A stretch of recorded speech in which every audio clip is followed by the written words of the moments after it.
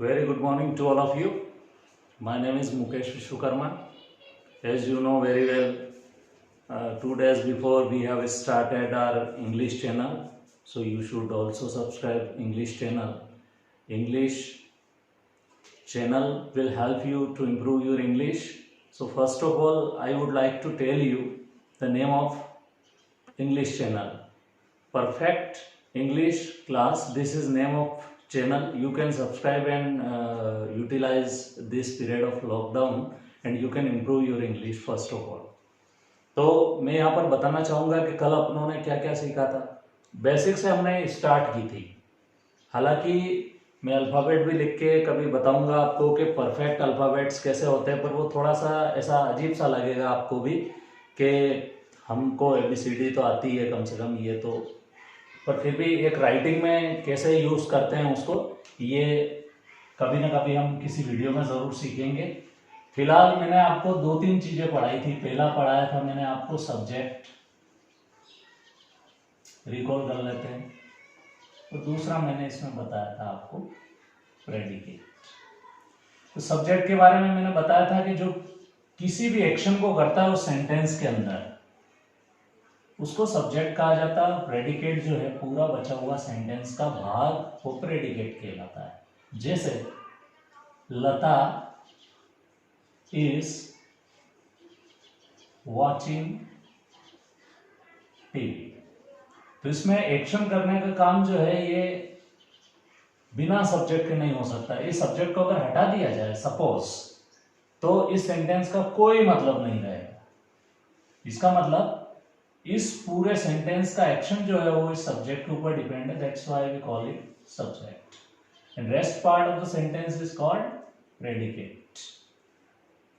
मुझे काफी अच्छा लगा, जो बहुत पुराने मेरे स्टूडेंट्स थे जिन्होंने ये वीडियो ऑनलाइन देखी, तो उन्होंने भी अपने पुराने नोट्स के फोटोज निकाल के मुझे भेजे। तो मुझे भी काफ़ी अच्छा लगा कि मैं उन लोगों से वापस टेक्नोलॉजी के माध्यम से फिर से जुड़ गया, जो अक्सर मुझे बताते थे उनके एक्सपीरियंस, लर्निंग एक्सपीरियंस क्लासरूम के। तो ये जो सब्जेक्ट है इसका और जो प्रेडिकेट है इसका आपस में जो एग्रीमेंट है, अक्सर एरर्स इसके बीच में आती है। उस दिन भी बताया था मैंने आपको। तो इस सब्जेक्ट का जो वर्ब के साथ में, हेल्पिंग वर्ब के साथ में, प्लस वर्ब के साथ में जो कोऑर्डिनेशन है, यही इंग्लिश का सबसे इम्पोर्टेंट पहलू होता है कि कौन से सब्जेक्ट के साथ में कौन सी हेल्पिंग वर्ब और कौन सा फॉर्म वर्ब का इसके साथ यूज किया जाए। कल हमने पढ़ा था present continuous, past continuous,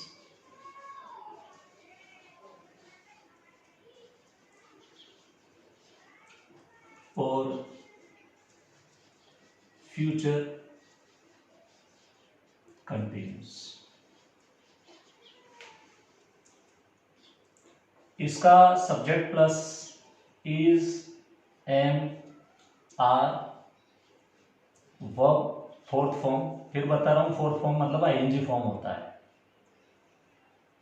object singular, खुद के साथ में सेल्फ को रिप्रेजेंट करते हैं तो एम, और जब कभी मोर देन वन आप रिप्रेजेंट करते हैं तो आर के साथ, वर्ब फोर्थ फॉर्म। मैंने चूंकि प्रेजेंट कंटिन्यूस के सीधे बाद में पास्ट कंटिन्यूस इसलिए पढ़ा है क्योंकि सिर्फ आप हेल्पिंग वर्ब को रिप्लेस करेंगे तो आपका सेंटेंस अपने आप ही बदल जाएगा। आपको कुछ भी करने की जरूरत नहीं, बहुत ही इजी है। और यहां पर अगर विल भी कर दिया तो ये फ्यूचर कंटिन्यूस बन गया। जस्ट एक सेंटेंस लीजिए, आई एम वेटिंग, वॉज कर दिया, पास्ट कंटिन्यूस। अगर इसकी जगह शेल कर दिया, वैसे विल भी लगा सकते हैं, कोई प्रॉब्लम नहीं है, पर अगर शेल भी लगा दिया आपने तो ये फ्यूचर कंटिन्यूस का हो जाएगा। अब इसमें एक दो स्टूडेंट के मेरे पास में कॉल्स भी आए और उन्होंने मैसेज भी किए।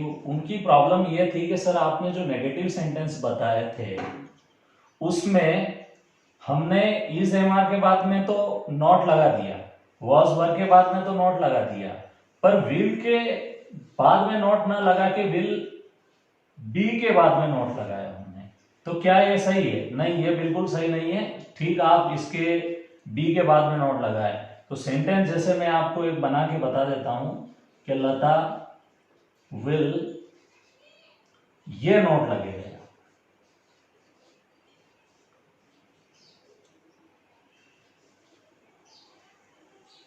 यहां पर नोट लगाना है आपको।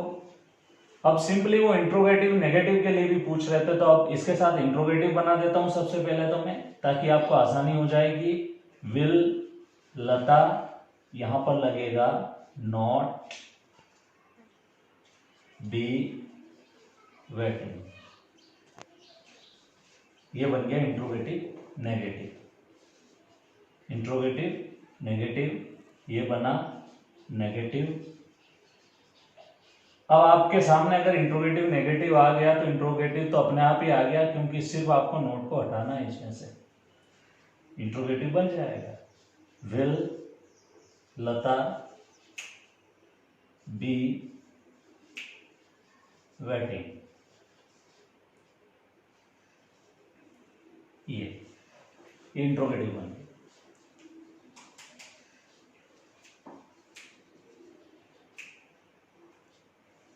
ये था अपना प्रीवियस क्लासेस के बारे में। फिर भी then and then if you are facing any problem, you please contact me so that I can easily explain you. मुझे लगता है कि ये आपको दिख नहीं रहा होगा यहां तक, तो इस सेंटेंस को इंट्रोगेटिव नेगेटिव को मैं यहां पर लिख देता हूं। सॉरी, इंट्रोगेटिव नेगेटिव तो लिखा हुआ है, इंट्रोगेटिव लिख देता हूं यहां पर ताकि आपको आसानी हो जाए। Will Lata be waiting, interrogative sentence. सकारात्मक, नकारात्मक, प्रश्नवाचक और प्रश्नवाचक नकारात्मक, ये 4 प्रकार के सेंटेंस हमने सीखे थे कल। प्रेजेंट कंटिन्यूस के साथ में, पास्ट कंटिन्यूस के साथ में और फ्यूचर कंटिन्यूस के साथ में।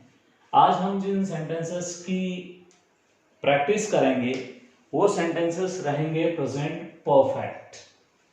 बहुत सारे लोग इसको परफेक्ट बोलते हैं, जो कि गलत है, क्योंकि इंग्लिश में क्या होता है, आपको कुछ साइलेंट टर्म्स भी यूज करनी होती है, जिससे क्या होता है कि सेंटेंस में फ्लो आता है, बोलने में आपकी इंग्लिश जो है काफी ज्यादा प्रभावशाली लगती है। तो उससे क्या है, फ्लो अच्छा आता है आपकी अंग्रेजी में। तो शुरू करते हैं। प्रेजेंट परफेक्ट, इसको पी से प पढ़ेंगे और इसको फैक्ट पढ़ेंगे। र का साउंड इसमें नहीं निकाला जाता है, क्योंकि A R, O R, I R, U R और ई आर किसी वर्ड के अंदर आते हैं, और अगर आपको इंग्लिश काफी अच्छी फ्लुएंसी में बोलनी है तो इनको आपको साइलेंट करना होगा। इसको आप म्यूट कर दें, लिखे तो जाएंगे पर बोले नहीं जाएंगे, जिससे कि आपका सेंटेंस में फ्लो अच्छा आएगा। बोल के देख लीजिए, एक बार मैं बोल के देखता हूं परफेक्ट, और एक बार बोल के देखता हूं परफेक्ट। तो परफेक्ट बोलना थोड़ा ज्यादा अच्छा और आसान और अट्रैक्टिव लग रहा है। प्रेजेंट परफेक्ट के साथ में जब हम सेंटेंस को लिखेंगे तो सबसे पहले इसकी आईडी बहुत जरूरी है कि किस चीज को इसको आईडी कहा जाए। तो इसका है चुका है, चुकी है। ज्यादा आपको इसकी आइडेंटिफिकेशन याद रखने की जरूरत नहीं है। सिंपली थोड़े दिनों बाद तो ये भी याद नहीं रखेंगे तो भी सेंटेंस अपना आसानी से हो जाएगा। और आप जब सेंटेंस बना रहे थे तो हो सकता है आपको कुछ प्रॉब्लम आ भी रही थी। Don't worry, this is gradual process. धीरे धीरे आप बहुत अच्छा सीख जाएंगे। वही सेंटेंस लूंगा जो सबसे पहले सेंटेंस मैंने लिया था, लता हैज ईटन फूड। यहां पर मैंने सब्जेक्ट लिखा और ये है इसका प्रेडिकेट। प्रेडिकेट के अंदर क्या क्या आता है? प्रेडिकेट के अंदर सारी पार्ट्स ऑफ स्पीच आ सकती है, जैसा हेल्पिंग वर्ब, मेन वर्ब और ऑब्जेक्ट इसमें प्रीपोजिशन आ सकती है, इसमें आर्टिकल आ सकता है, इसमें एडजेक्टिव आ सकता है, इसमें कंजंक्शन आ सकता है। इसमें सभी पार्ट्स ऑफ स्पीच का समावेश किया जा सकता है। इट्स डिपेंड ऑन के सब्जेक्ट जो है वो किन किन चीज़ों को इसमें इंक्लूड कर रहा है या सेंटेंस कितना बड़ा है, इस पर डिपेंड करता है।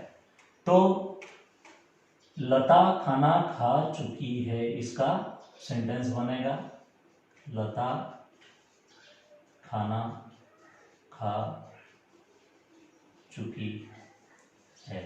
मैंने हिंदी इसकी बाद में लिखी और इंग्लिश पहले लिखी। उसका कारण यह कि आप यहाँ पर इंग्लिश सीख रहे हैं, तो पहले इंग्लिश ही सीखें, उसके माध्यम से हिंदी तो सिर्फ उससे पहचान दिलाएगी आपको कि हाँ इसको इस सेंटेंस का मतलब ये हो सकता है।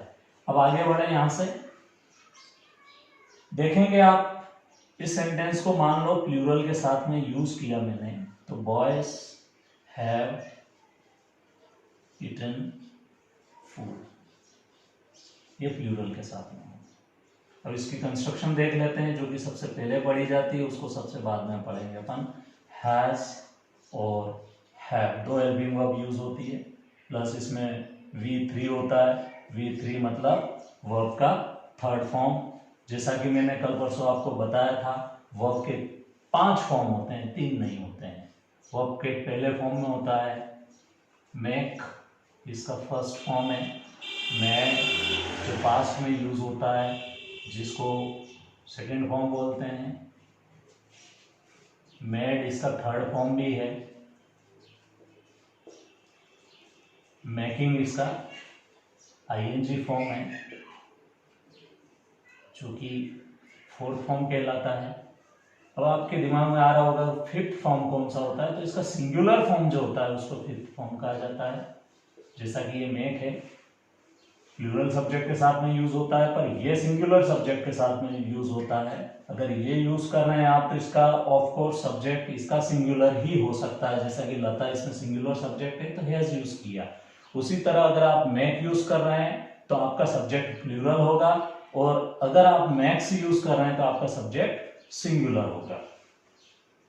ये सेंटेंस हमने सीखा, ये प्लूरल, ये सिंगुलर के साथ में यूज होता है, और ये प्लूरल के साथ में यूज होता है। जब कभी बहुवचन की बात होती है हैज यूज होता है, हैव यूज होता है, और सिंगुलर की बात आती है जब कभी, तो यहाँ पर हैज यूज होता है। अब सिंपली इसी सेंटेंस को हम पास्ट में कैसे कन्वर्ट कर सकते हैं, तो देख लीजिए, ये है पास्ट परफेक्ट।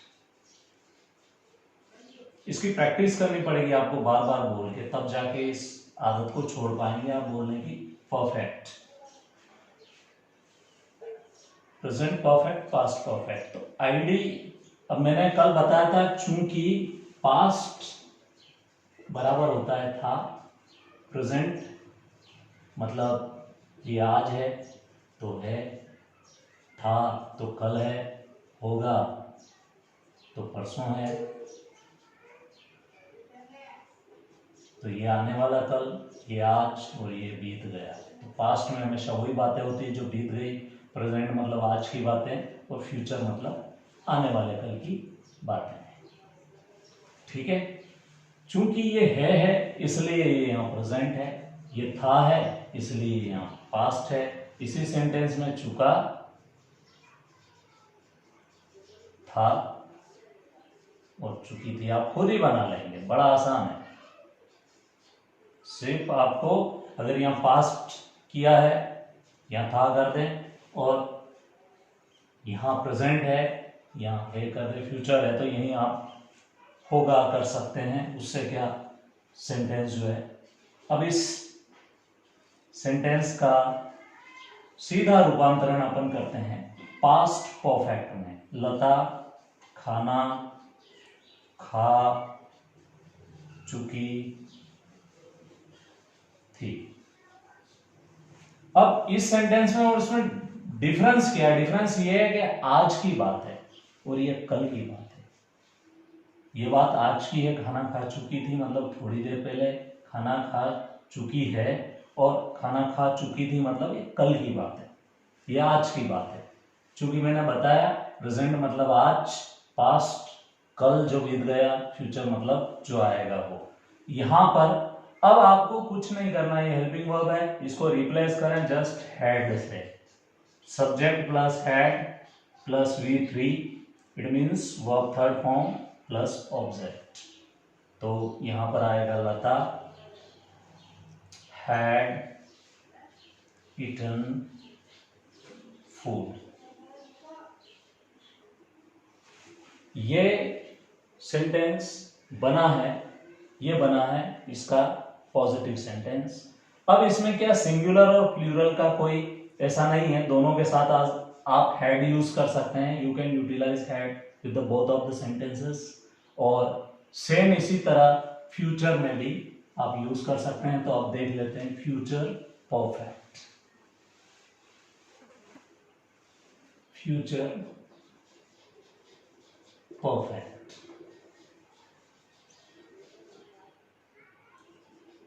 चुका होगा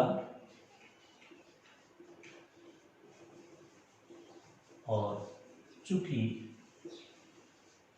होगी।